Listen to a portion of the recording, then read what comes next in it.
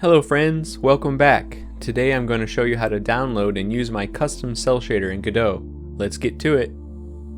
In the description below there is a link to the Dave the Dev GitHub page. Following the link will bring you to the Cel Shader project repository. Here you'll find all the files you need, including descriptions of the shader parameters. To download the project, click the green clone or download button and hit download zip.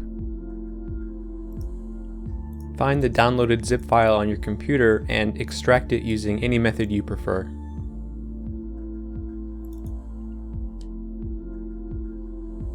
Let's import this project into Godot.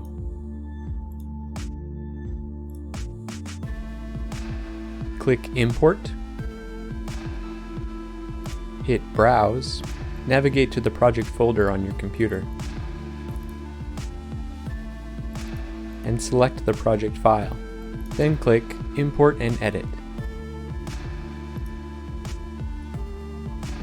Hit F5 to test the project. The shader, as well as the assets in this demonstration project, are all made by me and are under the MIT license, so please feel free to use them in your projects. Okay, I'm going to go ahead and hide the demonstration objects and import a new model.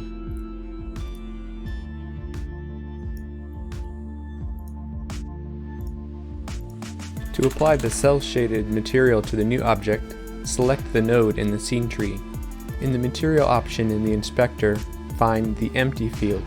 Click the field and select New Shader Material. Select the material to enter its properties. Click and drag the cel shader under the shader folder into the shader field in the material properties. Click Shader Parameters to open the shader options.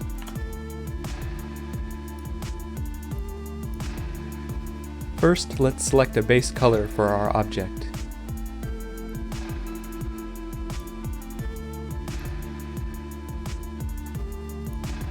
Next, we'll select a shade color.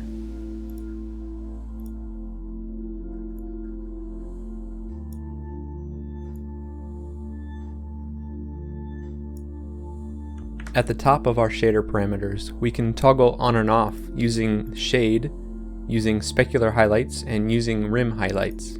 For this demonstration, I'll toggle all of these options on. We can immediately see the effects of the specular highlight, but note that you won't be able to see the effects of the rim highlight until we set further options. You can toggle on and off whether or not the directional light affects the way that our object is shaded. With these options toggled on, the directional light color will multiply with the base colors.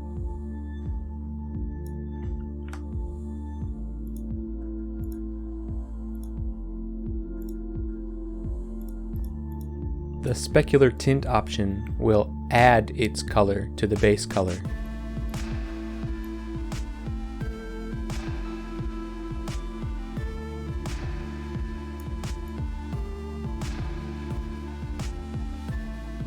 We'll return to the rim tint in a moment.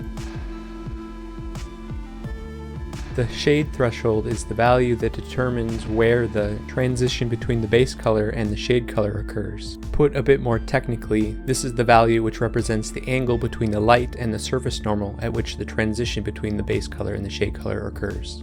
A value of 1 means the object is fully shaded, and a value of 0 means the object is not shaded at all. The shade softness determines the gradient between the base and the shade colors. A value of 0 means that the transition is very sharp. In my projects, I usually use a value of 0.02.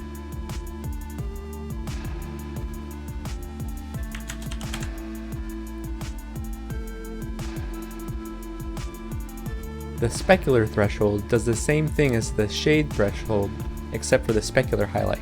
A value of 0 means that there are no specular highlights, while a value of 1 means the highlights will encompass the entire object. Note that the shade color overrides the specular highlight.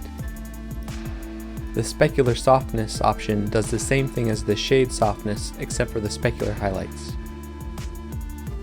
Finally, let's take a look at our rim highlight options. Rim light highlights highlight the edges of the object in the direction of the light source. The rim threshold option starts a highlight at the edge of the object and eats inwards towards the center of the object. A value of 0 represents no rim highlights, while a value of 1 will encompass the entire object.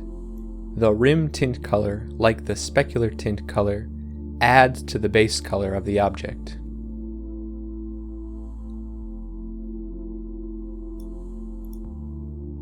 The rim spread parameter de-attenuates the spread of the rim highlight around the edges of the object. A value of 1 allows the rim highlight to spread around the edges of the entire object, but note that the shade color overrides the rim highlight.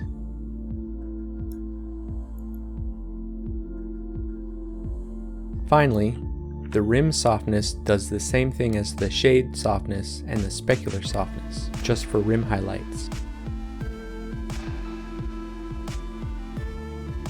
Now that we have our cel shaded object, we can apply an outline using the method we used in the previous tutorial.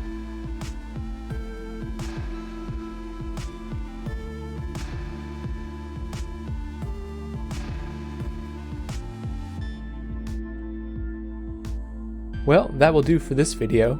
Let me know what you think about my shader in the comments below. If you think there's a way I can improve it, I definitely want to hear about it.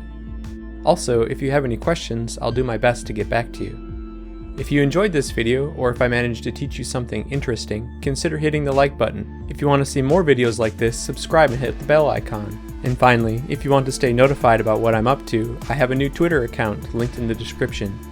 Hope to see you in the next one. Until then, happy debbing.